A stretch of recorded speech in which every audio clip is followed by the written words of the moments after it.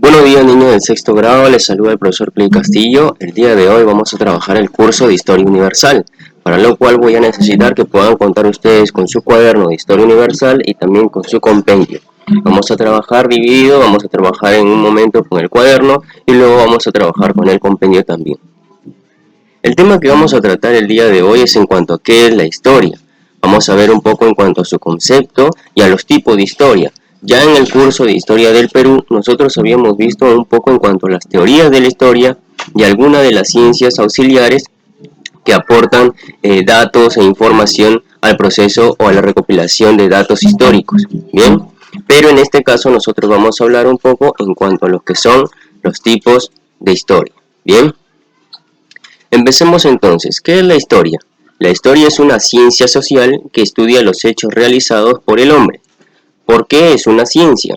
Porque usa métodos científicos para comprender el pasado, observa y registra hechos, acontecimientos, los analiza y plantea hipótesis, aprecia similitudes y diferencias, para finalmente reconstruir acontecimientos por medio de evidencias halladas al investigar. ¿Por qué razón es una ciencia social? Porque usa el método científico, usa métodos científicos y se apoya de ciencias auxiliares para poder reconstruir los acontecimientos que han ido sucediendo a lo largo de la historia. Muy bien, continuemos. Las corrientes históricas. Las corrientes históricas son también los tipos de historia que nosotros vamos a conocer. Veamos un pequeño concepto en cuanto a esto. A lo largo de la historia humana han existido diversas maneras de narrar y de comprender el pasado del hombre. A continuación, veremos algunos ejemplos de las formas en que se han transmitido o narrado los acontecimientos en esta ciencia social. ¿Okay? Entonces, como primer tipo o primera corriente histórica, tenemos a la historia artística. Se le dice artística porque en la mayoría de los casos va dirigida a la imaginación, al sentimiento, busca entretener, más que enseñar o a explicar. Por ejemplo, el caso de los poetas griegos que iban de ciudad en ciudad narrando historias en versos. Tenemos un ejemplo. En esta imagen podemos ver al personaje mítico Hércules. Hércules en esa imagen está vestido con la piel de león de Nemea y está luchando contra un monstruo que se llamaba la Hidra de Lerna. Los poetas griegos contaban la historia de Hércules, ya que servía como inspiración para soldados o para guerreros griegos. Bien, les ayudaba a poder sentirse más fuertes, a poder sentir más rigor y más valentía a la hora de luchar, el saber que había existido un hombre como Hércules y era su inspiración. Entonces, de esa manera aportaba lo que era la historia artística. Recuerden, va dirigida más a la imaginación, al sentimiento y tiene la finalidad de entretener. Bien. Número 2. Historia pragmática. Se habla de este tipo de historia cuando ésta se encuentra destinada a un fin determinado y de utilidad, o sea que tiene un uso, como lo moral, lo educativo y lo político. Podemos encontrar, por ejemplo, a Nicolás Maquiavelo, autor italiano que buscó enseñar sobre política por medio de un libro escrito por él titulado El Príncipe. Bien, entonces la historia pragmática tiene la finalidad de educar, de informar, de hablar de temas útiles que sirven para poder instruir, ya sea por ejemplo cuando ustedes estén en la universidad y desean por ejemplo estudiar derecho, van a tener que buscar libros que les informen o les hagan conocer datos históricos en cuanto a lo que es la política, en cuanto a lo que es el derecho. Muy bien, entonces de esa manera se manifiesta la historia pragmática. Aquí por ejemplo vemos en la portada del libro de Nicolás Maquiavelo, El Príncipe.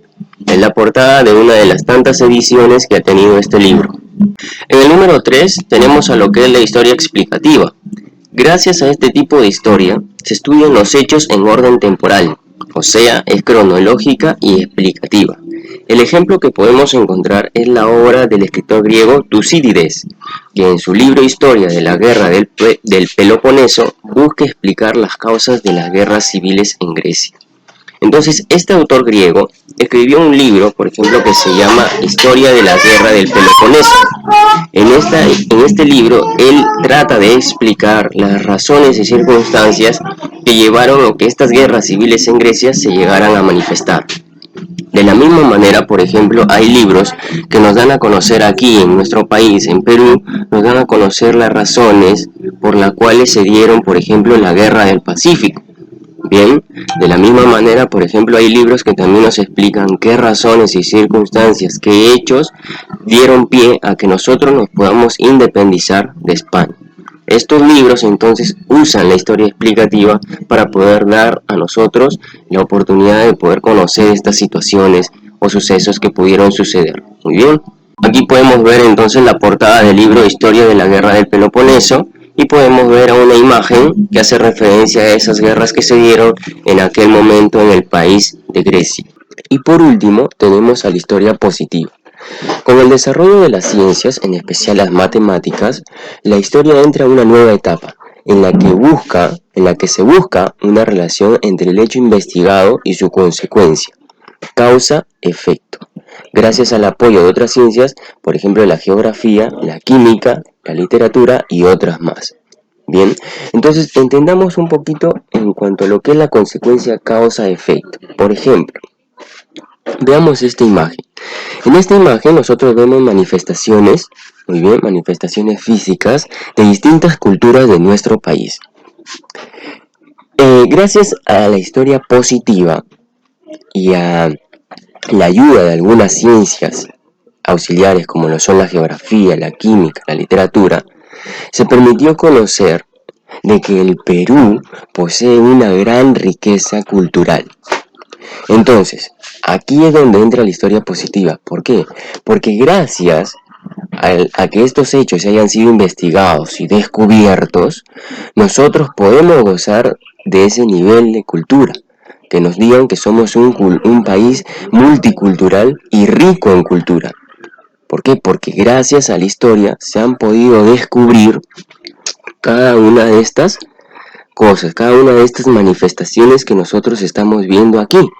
¿Okay? Por ejemplo, el señor de Zipán, las cabezas clavas, distintos tipos de artesanía de distintas culturas, objetos de oro como lo es el tumi y una gran riqueza textil que tenían las personas que vivían aquí en el territorio peruano antes incluso del imperio incaico y durante el imperio incaico. Entonces la historia positiva nos permite eso.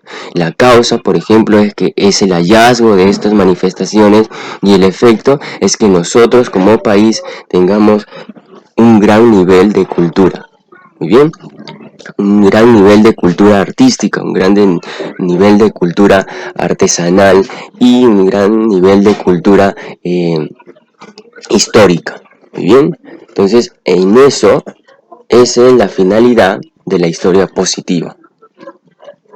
Veamos un poco en cuanto a lo que son las fuentes de la historia.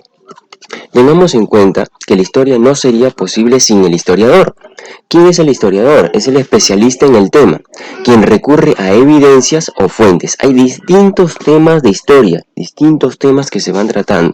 Cada historiador toma en específico un tema y se especializa en ellos. ¿Bien? Entonces, el historiador empieza a adquirir evidencias y recurre a ellas como fuentes. ¿Ok? El historiador busca información, por ejemplo, la ordena y la clasifica. La clasificación que realizará el especialista se realiza usando las siguientes fuentes. Fuentes orales, fuentes escritas y las fuentes materiales. Hasta aquí van a copiar en sus cuadernos todo lo que hemos visto en el video y continuaremos en su compendio. Entonces, ustedes van a copiar hasta aquí, todo lo que hemos visto lo van a copiar en su cuaderno, pero ahora en este momento, acompáñenme en la página 271.